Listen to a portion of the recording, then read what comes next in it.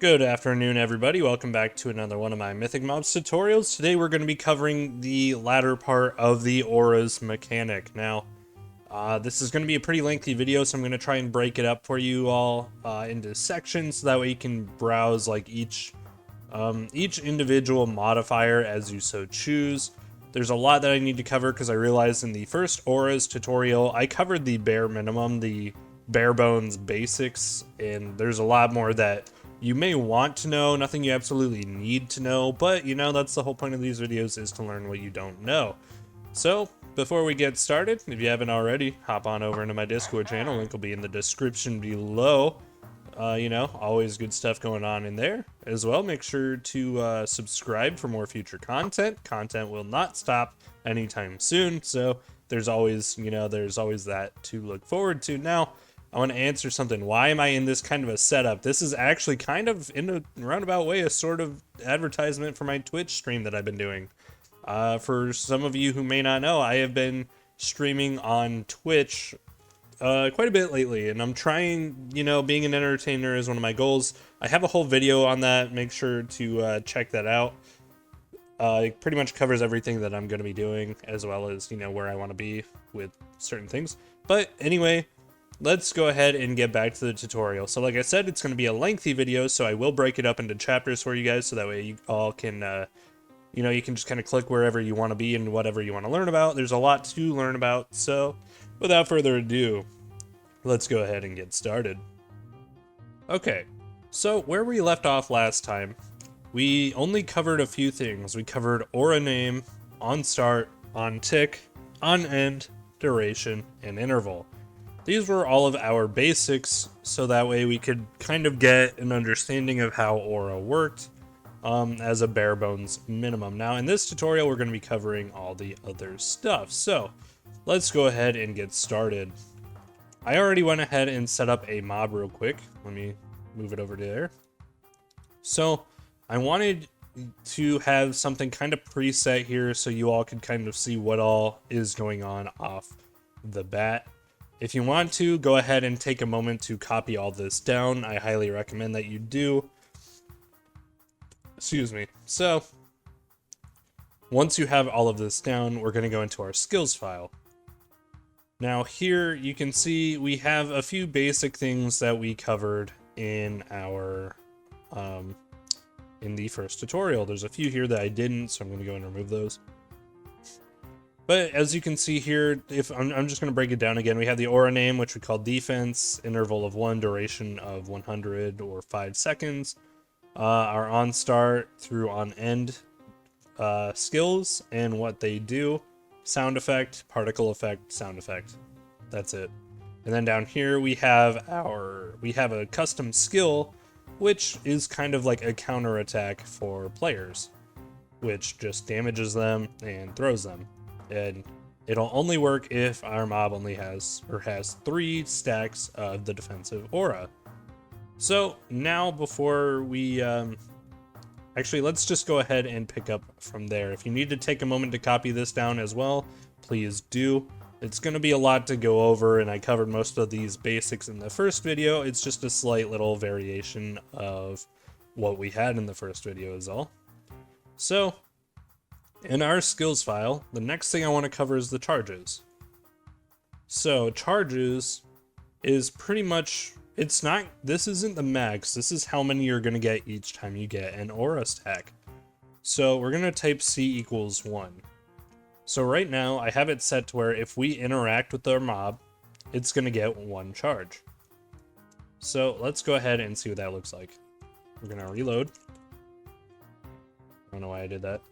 We're going to spawn our mob. So MMM spawn aura mob. Okay.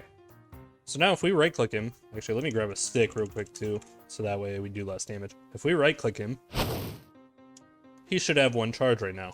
So if we hit him, you can see he's not going to attack us back. Doesn't seem like hitting him with a stick does any less damage than my fist, so oh well. So he's not going to attack us back because what we have set down here has aura stacks. Defense equals aura name equals defense, stacks equals 3. So what we should do, if we right click our mob 3 times and then hit him, he should hit back. So let's go ahead and do that. 1, 2, 3. And theoretically, it would be working. So what I'm going to do is if I do, I believe, maxStacks, yep, maxStacks equals 3, and reload. I'm gonna right click him 3 times. 1, 2, 3, and then bam. There we go.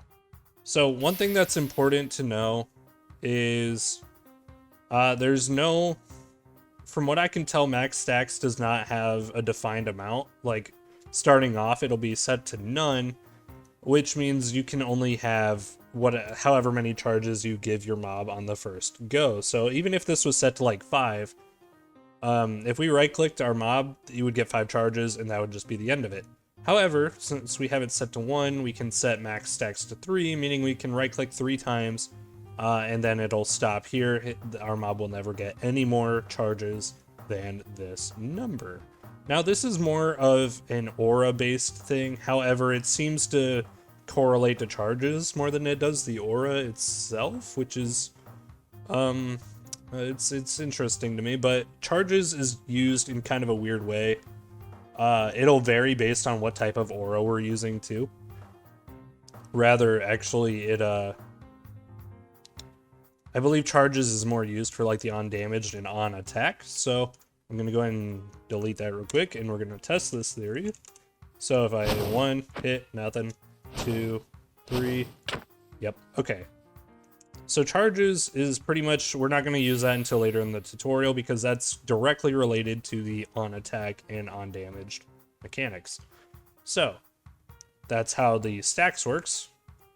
Stacks for the has aura stacks condition. These two are entirely connected to one another. So very important for you to keep in mind. There's another modifier called refresh duration. This just means that if your whatever skill you use, which for us is called defensive aura, if it gets called more than one time, it'll refresh. So like say, we'll set that to true. Excuse me. So say we reload. If we right click, we can even count 1, 2, 3, 4, 5. Okay, it wore off. Now, since we have reset duration set to true, if we right click, 1, 2, 3, right click again, 1, 2, 3, 4, 5. As you can see, that was a total of 8 seconds right there, despite our duration only lasting 5. That's because the duration refreshed because the skill defensive aura got activated again. By default, it's already set to true. On the wiki, it says it's set to false, which I'm sure might just be a little error. But it's always set to true unless you change it. Now, what you can do is this. If you set reset duration false, if you reload, 1, 2, 3, 4, 5. We heard that sound effect of it being activated, but it still ended at 5 seconds. This is a good way to test and make sure that your mob will only receive aura within a certain time frame, which for us is 5 seconds because that's what we set it to here. You know, you can use that for a number of reasons. You could use it for like if your mob is charging up an ability, you don't want your mob getting too strong, you know, so on and so forth. There's many possibilities you can do.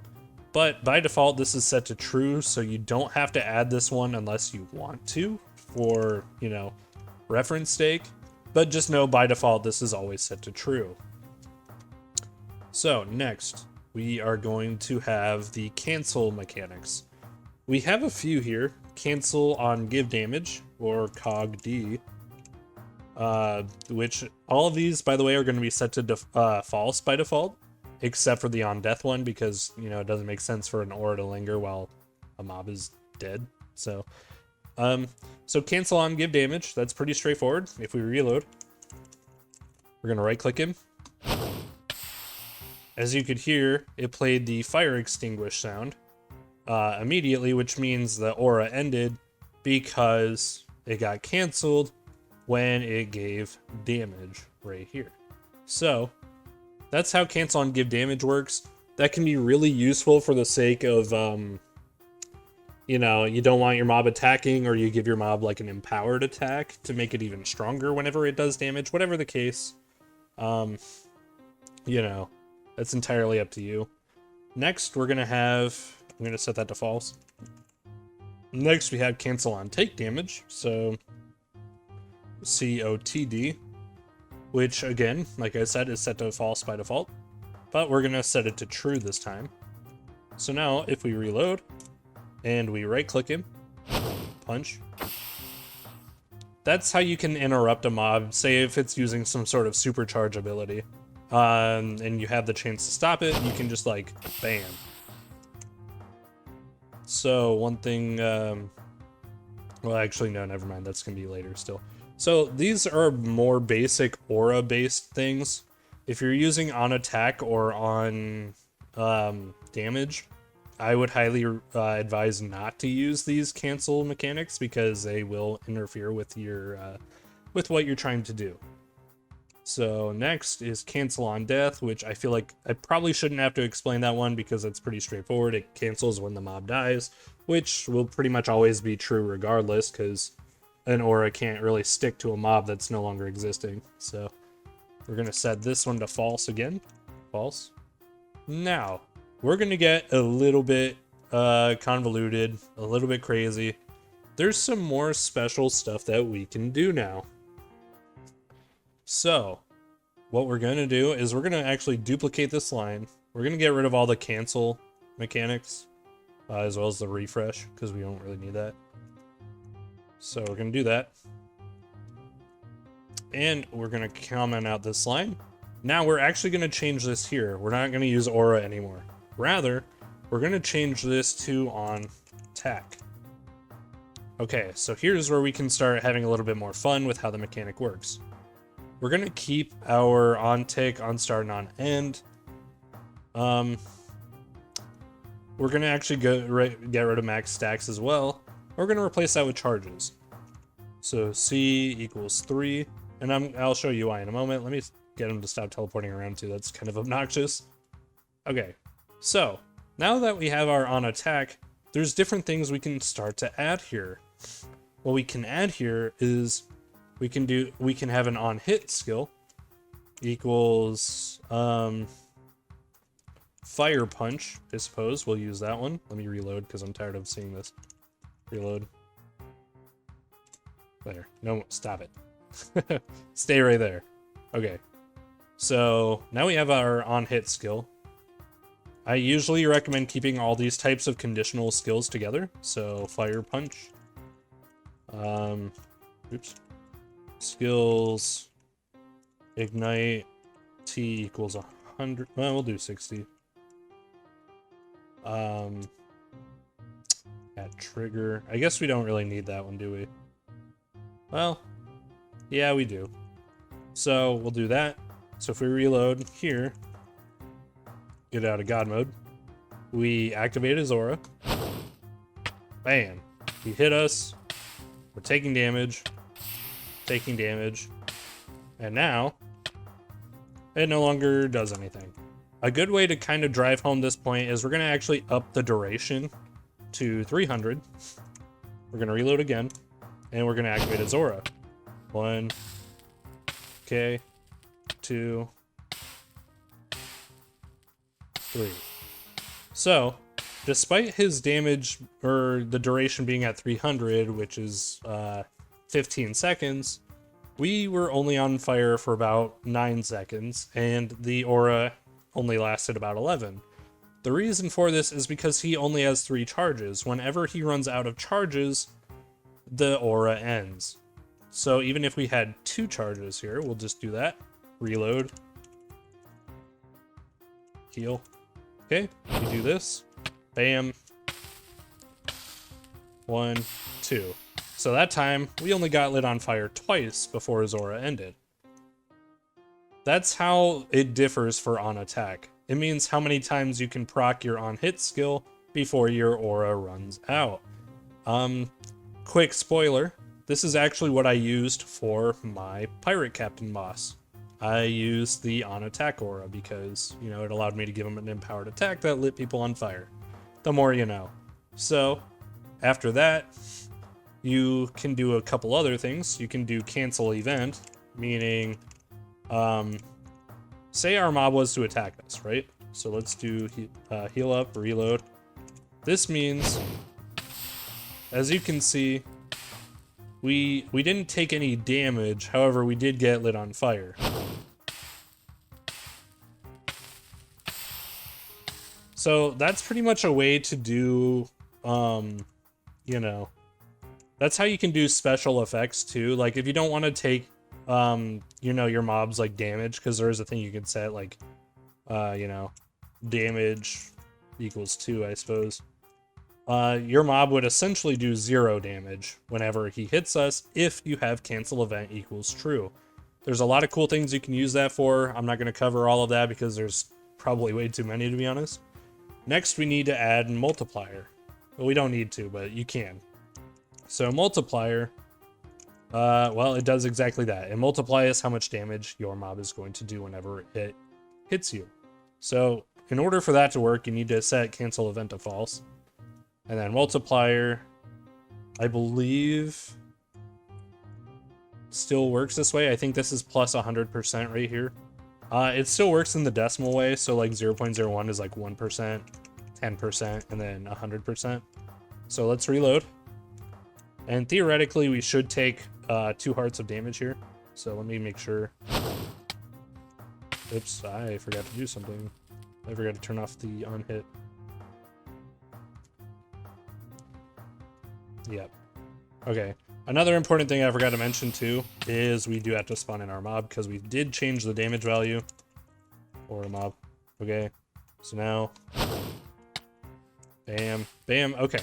So that didn't change much since our mob only does damage of 2. It's gonna be kind of hard to tell. So if we set this to 2, now we should take 4 hearts of damage. Let me heal up just to make sure. Hit aura. Yep, there we go. So multiplier takes your mob's damage from the mob file and it multiplies the output, which is why we just took 4 hearts of damage there, and or 2 hearts of damage there, and then an extra 2 because it's now doing 4 damage. Now what you can do also, you can do add equals, we'll do add equals 5. This might kill us, I'm not sure, because I'm not sure which one takes priority. Oops. Ooh, yikes. Okay. So based on that alone, add takes priority. So it's going to add 5 damage to our mob's damage, which means that's going to become 7, because 5 plus 2 equals 7, times 2 equals 14, and just to prove that again, yeah, that's 14 damage right there. 7 hearts, that's 14 damage. So be very careful when messing with the addition and multipliers because they can pack a heck of a punch. Think, our mob literally only does 2 damage without the aura, but with the aura, it does 14. That's a huge difference. So the last thing we're going to cover now is going to be the onDamaged aura. So what we're going to do, we're going to duplicate this line. We're going to change this to damaged. And now it's going to work essentially the same way, but it's going to be slightly different. So what we're going to do, we can have cancel event here, but instead what it's going to do is it's going to make it to where let me go ahead and get rid of all that real quick, where we are not going to do any damage to the mob as long as its aura is active, as you can see. But since we punched the mob twice, it ran out of charges and its aura ended, and now it takes damage again. So let me heal up and we'll show it again. Right click, punch, no damage, punch, no damage, punch, damage. So it canceled our damage 2 times before the aura ran out.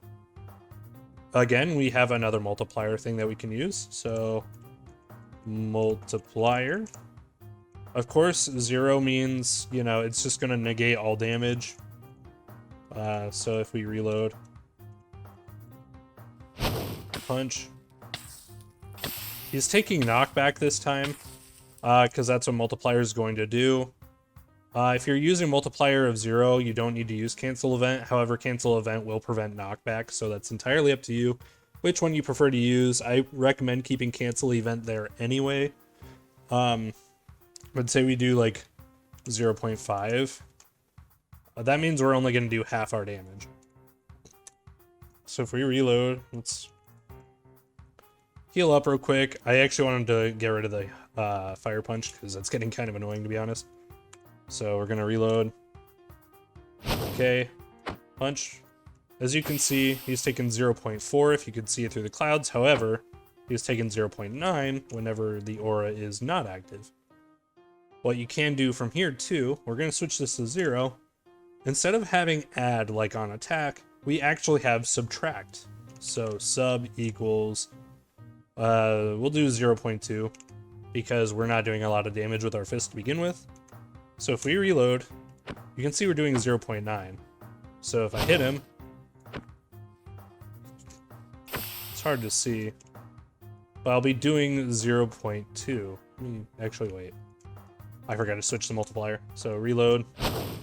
Okay, so now I'm doing 0.7 instead of 0.9.